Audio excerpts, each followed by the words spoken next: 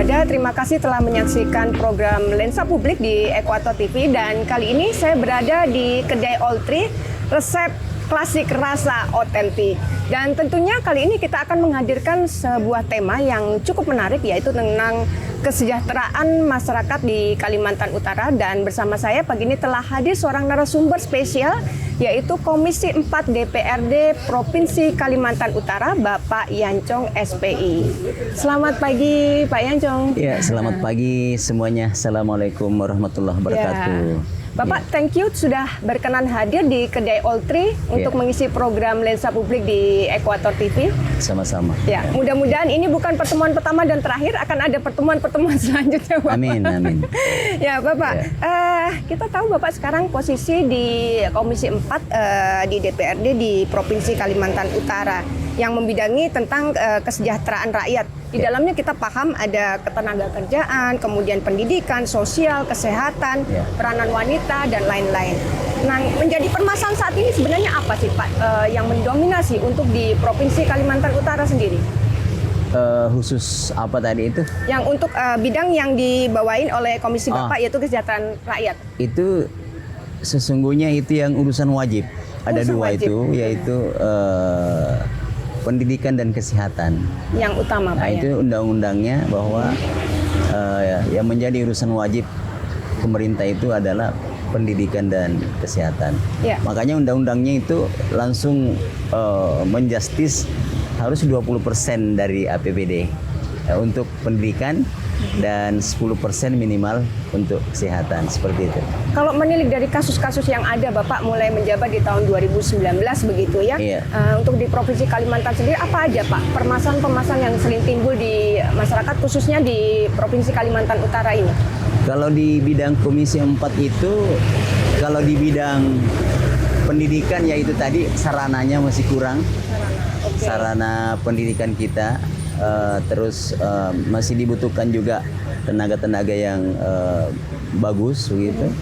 Kemudian kalau di kesehatan, pelayanan di rumah sakit kita juga itu perlu ditingkatkan sebagai rumah sakit rujukan, ya. Sehingga kelengkapan sarananya juga perlu. Nah, itu juga masih kurang sekali itu. Untuk saat kita ini selalu dorong bagaimana pemerintah bisa mencari anggaran selain dari APBD itu ke APBN seperti itu. Nah, yang lagi pelik sekarang juga ini sesungguhnya adalah tenaga kerja. Nah, gimana tuh Pak? Ada, jadi banyak keluhan-keluhan. Lebih utamakan ngambil tenaga luar daripada SDM lokal begitu Pak ya? Itu gimana, tenaga Pak, kerja. Ya justru itu kami kepengen ada perda yang mengatur tentang perlindungan tenaga kerja lokal khusus di Kalimantan Utara. Di mana kita pengen isinya itu ada pasal yang memuat tentang semua perusahaan yang masuk di Kaltara ini harus menerima masyarakat atau tenaga kerja yang tersedia di Kaltara paling tidak 60%. Jadi selebihnya itu nanti karyawan yang ada begitu. Iya, begitu. Baik itu karyawan biasa maupun yang punya skill khusus begitu. Dan itu perdanya sudah berjalan? Baru kemarin setelah banyak keluhan-keluhan seperti ini, baru kita di DPRD dengan teman-teman di Komisi 4, wah bagus kayaknya nih kita buat satu peraturan daerah yang melindungi tenaga kerja kita. Karena kita juga di Kaltara ini siap loh tenaga-tenaga yang punya skill. Ya, seperti itu. Itu yang akhir-akhir ini. Kemudian kalau di bidang-bidang lain itu misalnya di perlindungan anak itu lebih kepada stuntingnya. Tapi itu adalah skala nasional dan itu adalah kegiatan-kegiatan yang memang secara nasional memang sudah digalakkan begitu. Itu sih yang di Komisi 4 lebih mendominasi permasalahan yang selama ini ya Pak ya. Oke, Bapak tadi nyinggung masalah ketenaga kerjaan. Saya jadi ingat nih, saya punya data angka pengangguran di Kaltara menurun 475 orang, kemudian pertumbuhan ekonomi 4,79% dan juga setengah pengangguran menurun hingga 2.222 orang. Nah, Tetapi Bapak tadi menyampaikan bahwa ada keluhan masyarakat nih Iya. terkait Jadi, pengangguran. Nah ini yang benar Ya, bagaimana Pak? Saya tidak tahu, kita tidak tahu di apa namanya sumbernya itu dari mana. Iya, akan tetapi faktualnya itu kepada kami person anggota DPRD Komisi 4 itu banyak keluhan Bapak. Begitu tidak mudahnya untuk mendapatkan pekerjaan. Oke. Baik itu laki maupun wanita. Iya. Yang tentu dengan pendidikan yang sudah sarjana maupun yang istilahnya sederajat dengan SLTA. Iya. Faktor utama kalau dari pihak penyedia jasa layanan kerja itu apa Pak? Kenapa mereka tidak menggunakan SDM lokal gitu dan lebih cenderung seperti Yang Bapak bilang? pertama mereka itu selalu sampaikan tidak ada akses mereka gitu. Oh, tidak ada orang dalam begitu Pak ya? Paling tidak ya seperti itu secara faktualnya yang mereka sampaikan. Saya bilang coba kalian itu masukkan lamaran di ini, di sini, di sini. Tidak mudah Pak kalau tidak ada orang di dalam yang bantu kita seperti itu. Artinya posisi lapangan pekerjaan kita itu tertutup. Iya, tertutup, hanya orang-orang tertentu saja yang bisa mengakses. Iya. Nah, olehnya itu mudah-mudahan dengan ada ide-ide kami untuk membuat satu peraturan daerah ini bisa menjadi terbuka. Walaupun itu ada job-job pair, tapi itu kan terbatas. Iya. Ya, paling 1 atau 2 orang yang bisa diterima seperti itu. Nah, kita di Kaltara ini ada pabrik kertas, khususnya di Tarakan. Ada pabrik kertas di sini khusus Tarakan, tetapi banyak warga Tarakan yang tidak bisa diakomodir di sana. Itu bekerja di situ. Malah kalau misalnya kita lihat pekerjaannya itu banyakkan dari luar. Ini bisa dibuktikan dengan banyaknya kem-kem yang ada di situ, nah. Kem-kem sementara. Kalau kita ke Juwata Permai itu banyak sekali kem-kem itu yang dibangun ala kadarnya gitu. Oleh pihak apa ya, mungkin pihak ketiga ya, baru disewa oleh para tenaga kerja tadi itu. Oke. Seperti itu. Saya mencoba berada di posisi pengusaha nih Pak ya. Iya. Berarti ada option bagi para pengusaha untuk memilih tidak menggunakan lokal, lebih memilih yang luar. Apakah ada strategi khusus misalnya mungkin yang dilakukan teman-teman di DPRD untuk meningkatkan kualitas SDM kita dan melalui program-program atau apapun yang bisa menyetarakan gitu ya, sehingga pihak pengusaha juga akhirnya ini lebih better daripada SDM yang dari luar. Oh, kalau SDM kita ini yang sederajat dengan SLTA atau SMK aja mereka siap kok kerja. Ya. Kemudian juga yang perguruan tinggi juga mereka siap kerja kok. Cuma biasanya yang diterapkan oleh perusahaan itu adalah ada lagi kata-kata pengalaman. Iya kan? Bagaimana mungkin misalnya anak SMA misalnya baru lulus. Fresh graduate begitu Pak ya. Terus mana pengalamannya kan gitu loh. Baru lulus tahun kemarin gitu. Misalnya tahun ini. Ataupun anak-anak kuliahan. Terbatas anak-anak itu yang memang sambil kuliah sambil juga bekerja. Oke. Terus kalau mereka kerja di satu perusahaan juga memberikan batas waktu, baru perusahaan itu bisa memberikan suatu keterangan keterangan pengalaman tadi itu. Iya. Jadi memang ini perlu dipikirkan bersama-sama antara pemerintah dengan para pengusaha sendiri. Oke. Bagaimana supaya tenaga-tenaga di Tarakan ini khususnya ya, kemudian Kaltara umumnya itu betul-betul bisa dijadikan sebagai skala prioritas untuk diterima bekerja. Oke. Nah, bayangin kalau misalnya banyak betul beberapa titik-titik di sini ada perusahaan yang besar, terus tenaga kerjanya semua dari luar. Iya. Gimana kan? Ya betul. Termasuk solusi bijak sekali dari anggota dewan tadi membuat satu perda begitu. Iya. Ya. Oke, Bapak. Bapak tadi juga singgung soal persentase pendidikan dan kesehatan, di mana porsi pendidikan 20% Pak ya, kemudian kesehatan 10%. Tapi kami kemarin membaca ada anggaran silpa sebesar kalau nggak salah 415 miliar tercatat. Apakah memang demikian, dan komentar Bapak tentang ini apa sebenarnya yang terjadi Pak? Iya, itu kemarin juga disampaikan ke Dewan. Memang prosesi persentase untuk pendidikan 20% sesuai undang-undang. Iya. Itu termasuk gaji loh ya. Iya. Tapi kita buat perda kemarin penyelenggaraan pendidikan malah kita ada pasal mengatakan bahwa 20% itu di luar daripada gaji. Iya, seperti itu. Nah, memang yang jadi problem banyak kepala daerah selamanya anggaran itu dimulai setelah pertengahan tahun. Pengerjaannya. Padahal undang-undang peraturan pemerintah mengatakan bahwa anggaran disahkan paling lambat 1 bulan sebelum masa berakhir tahun anggaran tersebut. Itulah yang menjadi problem. Ya, itu saya kira problem kebiasaan yang tidak bagus bagi kepala daerah. Ya, padahal misalnya sekarang nih anggaran 2024 udah kita setujui bersama paling lambat tanggal 30 November kemarin. Dan ada nanti bela-belanya ke Kementerian Dalam Negeri untuk difasilitasi. Setelah itu kembali ke semua bela-bela ya paling tidak ya Maret itu udah mulai running sebenarnya. Harusnya. Iya, sehingga tadi silpa tidak sebesar itu. Karena limitasi waktu yang ada. Waktu tadi itu. Bayangin kalau pekerjaan atau anggaran yang cukup besar dengan dikerjakan di akhir tahun, misalnya November, itu kan secara time-nya itu tidak memenuhi. Nah, sehingga ini menjadi tadi saya katakan hampir semua kepala daerah melakukan hal itu. Nanti jadi setelah semua, Pak, ya? hampir ya. Kalau di Tarakan ini, setahu saya selama saya anggota DPRD di sini, seperti itu juga beberapa kepala daerah yang sudah berganti. Iya. Nah, ini di provinsi juga seperti itu. Makanya anggarannya cukup besar. Besar sekali. Kita juga jadi 1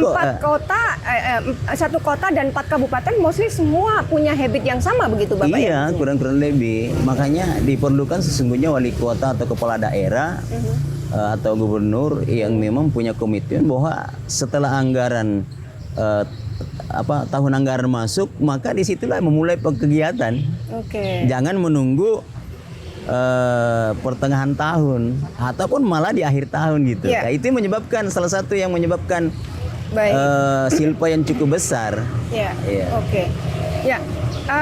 Berarti strateginya harus dilaksanakan secepat mungkin, seawal mungkin supaya bisa terserap dan nanti konteksnya larinya ke kesejahteraan masyarakat itu sendiri gitu ya. Oke, Bapak tadi juga disinggung masalah kesehatan itu optimalnya 10% alokasinya. Minimal itu di luar daripada gaji. Iya. Nah, kemudian kemarin kalau nggak salah di pertemuan di DPRD Bapak mengatakan di fraksi Gerindra ya kebetulan Bapak ya, bahwa pelayanan itu harus benar-benar optimal untuk 10%. Apakah senyatanya tidak demikian untuk yang terjadi di pelayanan kesehatan di Provinsi Kalimantan Utara itu sendiri? Iya, khusus di rumah sakit kita sebenarnya yang menjadi sorotan kami dari Komisi 4 di rumah sakit Dr. Haji Yusuf SK itu banyak juga masyarakat yang mengeluhkan tentang pelayanan. Kemudian manajemennya kita soroti. Malah kita sampaikan kepada Pak Direktur supaya ya satu-satunya yang bisa mengambil kebijakan di sana adalah Pak Direktur gitu. Jangan yang lain. Nah, seperti itu. Karena itu mitra, maka informasi-informasi tentang kondisi atau keadaan manajemen di sana itu pada saat kita rapat kita tanyakan dan mereka informasikan ke kita. Termasuk dewasnya kita minta supaya mereka maksimal. Dewan pengawas yang diketuai oleh Pak Sekda. Nah, itu sih kemarin lebih ke situ. Nah, kemudian kita minta juga supaya masyarakat betul-betul yang tidak mampu itu supaya dijamin BPJS-nya itu. Kan BPJS ini kan ada 3 yang membiayai, ada dari APBN, ada dari APD provinsi, dan ada dari APBD kabupaten dan kota. Nah, justru kita minta supaya provinsi juga hadir untuk menambah atau membiayai masyarakat yang tidak mampu untuk pelayanan kesehatannya. Nah, itu kita minta, dan tahun 2024 itu ada anggarannya. Ada anggarannya. Oke. Mudah-mudahan pelayanan itu menjadi lebih baik seperti yang kita harapkan semua tentunya ya. Iya, jadi kita tetap di DPRD sebagai fungsi kontrol. Ya. Ya tentu ikut akan melakukan itu. Pengawasan. Iya, gitu ya. iya. Kan kita di DPRD itu udah tugas fungsi kita itu udah ada di peraturan pemerintah. Ya. Tidak lagi kita disuruh buat visi dan misi sebagai misalnya caleg atau apa gitu. Nah, dan kebanyakan caleg-caleg itu visi dan misi saya. Emang misalnya di situ mau jadi kepala daerah apa? Iya, iya. Padahal fungsi dan tugas kita itu hanya 3 gitu loh. Iya. Membuat peraturan daerah, membahas anggaran, yang terakhir itu adalah pengawasan. Oke, Nah, baik. pengawasan itu yang kita betul-betul terkait yang 2 hal ini yang menjadi urusan wajib, pendidikan dengan kesehatan. Ya, Iya. oke. Bapak, saya coba kembali ke laptop. Tema di awal kita tadi Iya. adalah tentang kesejahteraan masyarakat Kaltara gitu-gitu ya. Nah, karena kita saat ini sedang berada di Kota Tarakan, Iya. saya coba mengulitin sedikit tentang Kota Tarakan. Iya.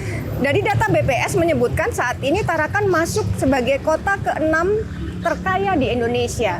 Di tahun sebelumnya tercatat sebagai kota urutan ke-7 untuk terkaya di Indonesia. Nah, saya coba tanyakan ke Bapak ini, untuk kesejahteraan Kaltara sendiri secara in general gitu, bagaimana Bapak melihatnya? Memang itu hasil survei mereka itu BPS, menjadi ya. BPS. menjadi rujukan ya kan. Iya, betul. Akan tetapi kalau kami anggota dewan ini kan lebih kepada bagaimana faktualnya di lapangan. Faktanya apa, Pak? Ketika masyarakat itu daya belinya kurang, Oke. iya kan, maka ya yang data dari BPS kami kadang sampaikan bahwa ya sesungguhnya datanya itu harus diperbaiki lagi, sampling Oke. pengambilan data harus di ini lagi ya, dia diperbaiki lagi. Karena faktualnya kan kita anggota DPRD banyak saja Keluhan. warga kita yang datang, Pak, misalnya bantu, misalnya beli beras lah, mau berobat lah, mau banyak aja. Jadi bayangin kalau misalnya berapa anggota dewan di sini, 2 orang saja datangi kan berapa sudah jumlahnya itu. Betul. Misalnya Tarakan 30 anggota dewan, 2 orang aja sudah 60 keluarga ya, misalnya 2 paling minimal ya. Terus tambah provinsi 12 orang. Oke. Kalau mereka didatangi masing-masing dalam tiap bulan misalnya 3 saja masyarakat, kali berapa itu udah banyak kan? Refleksi bahwa masyarakat sebenarnya belum berada pada posisi itu. Iya, begitu ya? makanya saya bilang kalau survei BPS, tapi memang itulah yang resmi dari negara kan. Iya. Tapi itu Badan tadi kalau kami statistik. dewan ini faktualnya gitu. Oke. Iya. Selagi masih banyak masyarakat yang mengharap ke kita dalam bentuk misalnya bantuan untuk penyediaan bahan pokoknya, minta bantu, saya kira Sembako itu juga menjadi begitu, salah Pak, ya? satu ukuran gitu. Iya. Iya, bagi kami anggota dewan, sehingga itu yang membuat kita menyampaikan ke pemerintah bahwa tolong supaya mereka dibantu. Berarti sebenarnya masih jauh dari ekspektasi yang diharapkan begitu Pak Janjong ya? Iya. Kacamata dari rekan-rekan di DPRD maksud kami. Iya, jadi gambarannya seperti itu sih kalau kami di dewan. Dan nanti kalau kita ngumpul-ngumpul, kita pasti cerita kemarin ada si didatangi nih kayak gitu nah. Iya, Jadi, oke. Ngomong-ngomong soal jauh masih ekspektasi kesejahteraan, dengar-dengar nih Pak, Iya. katanya Pak Janjong maju untuk menjadi wali kota. Oh iya. Iya. Jadi Bagaimana, Pak? kita ini kan politik, sudah di politik. Jabatan politik kan termasuk salah satunya adalah jabatan wali kota, gubernur. Oke. Jadi kita sebagai insan yang berpolitik ya tentulah ada niat untuk ke sana. Oke. Dan saya sudah sampaikan. Tetapi kan niat itu tidak cukup dengan niat. Ada beberapa faktor yang harus disiapkan sebagai atau orang yang punya niat untuk menjadi atau ikut dalam perhelatan pilkada.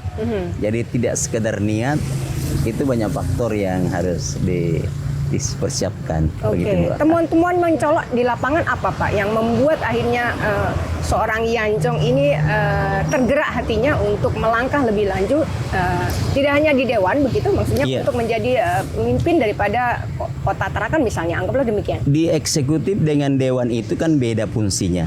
Oke. Eksekutif ya eksekutor. Artinya semua proses penganggaran yang sudah disahkan itu dieksekusi oleh pemerintah. Dalam hal ini wali kota. Ya. Ataupun kebijakan-kebijakan lain. Kalau kita di dewan tidak punya kebijakan loh. Contoh kecil saja. Ini tabung 3 kilo. Oke. Ya kan? Tabung 3 kilo ini kalau head yang ditetapkan ditandatangani oleh wali kota itu di angka sekitar kurang lebih 18.000 kalau tidak salah kemarin itu angkanya Per saya lihat. tabung begitu, Pak, ya? Iya kan? Akan tetapi faktualnya di lapangan kalau kita ke Binalatung itu bisa sampai 100.000. Satu bot. Satu yang ininya 3 kilo. Kalau kita ke Beringin bisa sampai 50 sampai 70. Ya, artinya persoalan di situ aja itu yang saya mau selesaikan gitu. Oke. Iya kan? Karena kalau saya tanya pemerintah di kota, di Tarakan lah ya, alasannya selalu itu tidak cukup stoknya. Nah, Oke. karena tidak cukup begitu, maka itu harus diatur dengan baik. Karena itu adalah yang disubsidi oleh negara, sehingga harus sampai kepada masyarakat yang berhak untuk menggunakan itu. Berarti boleh. Dan tidak ada boleh konotasi diperjualbelikan tidak lagi. pasaran begitu, Tidak Pak, ya? boleh diperjualbelikan lagi. Iya, iya, iya. Seperti itu. Nah, ini diatur hal-hal yang kecil menurut kacamata mungkin pejabat, tetapi kalau saya melihat kan efeknya cukup sangat besar. Karena ketika ini tidak ada, terus kemampuan daya beli masyarakat memang rendah, mereka mau beli di mana gitu. Oke. Iya kan? Terus mereka mau masak apa? Mau masak pakai apa kalau tidak ada itu? Kayu tidak bisa sih, iya kan? Iya. Nah, itu sebenarnya hal-hal yang seperti itu. Sederhana yang menjadi Iya. Kalau pemikiran yang Bapak rutinitas itu misalnya kerja fisik PU apa itu kan rutinitas saja Oke. pekerjaan sebagai pemerintah dalam hal ini misalnya wali kota. Iya. Yang seperti ini yang langsung ke masyarakat yang harus kita perhatikan. Nah, itu kenapa saya ada niat untuk maju sebagai katakan misalnya jadi eksekutif. Ya. Kita di DPRD itu atau dewan ya itu tadi hanya 3 fungsi dan tugas kita. Kalau di eksekutif semua kita eksekutor gitu. Iya. Ada kebijakan, kita punya staf mulai dari sekda sampai ke bawah itu staf kita semua. Oke. Sehingga saya rasa tidak ada persoalan yang tidak bisa terselesaikan karena kita sudah punya staf itu, ada dinasnya yang menangani itu. Ya. Selain LPG, apalagi yang menarik perhatian Pak Yanjong? Ini yang sangat dikeluhkan masyarakat. Selama saya di sini, yang membuat roda ekonomi di Tarakan ini khususnya ya, yang lalu-lalu itu berputar adalah hasil perikanannya, Oke. terutama harga udang. Ya. Saya selalu ditanya oleh masyarakat, kenapa seperti itu harganya? Zaman kami dulu ada namanya marketing point. Marketing point itu adalah yang memantau pergerakan harga-harga komoditas ekspor dan impor.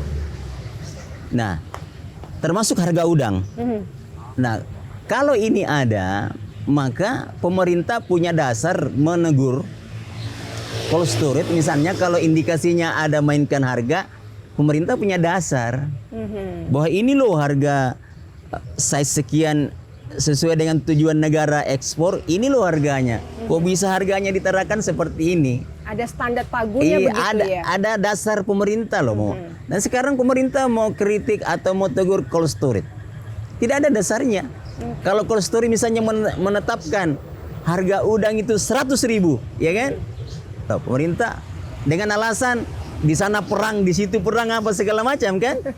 Tetapi pemerintah tidak bisa ngapa-ngapain karena tidak punya dasar untuk bahwa ini loh data dari marketing point itu tidak segitu-gitu harganya sesungguhnya.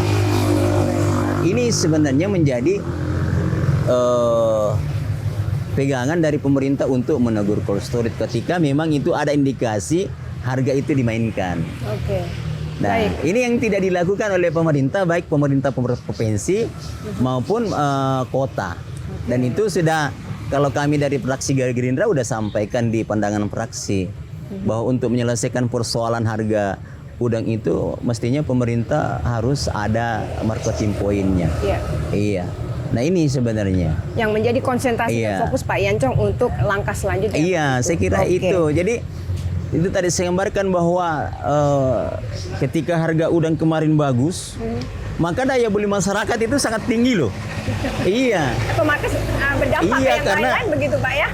Mata di rantainya. pertambakan itu semua sembakonya, bahan bangunannya itu dibutuhkan untuk pintu. Oke. Bayangin kalau misalnya satu pintu saja itu angka sekitar paling di bawah 100 juta satu pintu. Iya. Nah kalau misalnya berpuluh-puluh pintu, beratus-beratus pintu, itu kan berapa dibutuhkan bahan bangunan misalnya, semennya, besinya, pasirnya, kerikilnya, ada semua. Terus transportasinya, ngikut semua tuh Mbak. Iya. Jadi Terus hasil bagus, harga bagus, banyak hasilnya. Yang petambak ini dengan belanja di situ tidak perlu tawar. siap. Iya, karena hasil banyak gitu. Ya. Ya, Pak Yancong, super sekali informasinya. Untuk terakhir penutup dari perbincangan kita hari ini, saya punya beberapa pertanyaan yang Bapak harus jawab. Iya. Bapak nanti tinggal pilih salah satu dari opsi yang saya sampaikan. Yang pertama, bernyanyi atau berolahraga? Berolahraga. Oh, ternyata sudah berubah Pak ya. Biasanya Bapak suka tuh sekali karaoke. Oh enggak, olahraga bisa sambil menyanyi. Oke, baik. Tapi menyanyi kalau berolahraga tentu suaranya kurang bagus Oke, keluar. siap. Yang kedua Pak, bersepeda atau motor cross? Wow, ini nih motor cross. Oh, tetap oke. Iya. Yang ketiga Pak, berbisnis atau berpolitik? Nyaman di sekira politik. Politik. Iya. Oke. Dan yang terakhir Pak, Bapak harus jawab secara tegas. Menjadi anggota DPRD atau menjadi wali kota Tarakan? Wali kota. Ya Pak Yancong, terima kasih super Iya, sekali oke. untuk perbincangan kita hari ini. Mudah-mudahan visi dan misi Bapak bisa terwujud. Amin. Ya, pemirsa dimanapun Anda berada, hari ini kita telah mengakhiri perbincangan kita dengan Bapak Yancong sebagai Komisi 4 di DPRD Provinsi Kalimantan Utara. Dan jangan lupa kita main-main ke kedai All Tree, resep klasik rasa otentik. Saya Rina Chandra, terima kasih telah menyaksikan Lensa Publik di Ekuator TV. Salam.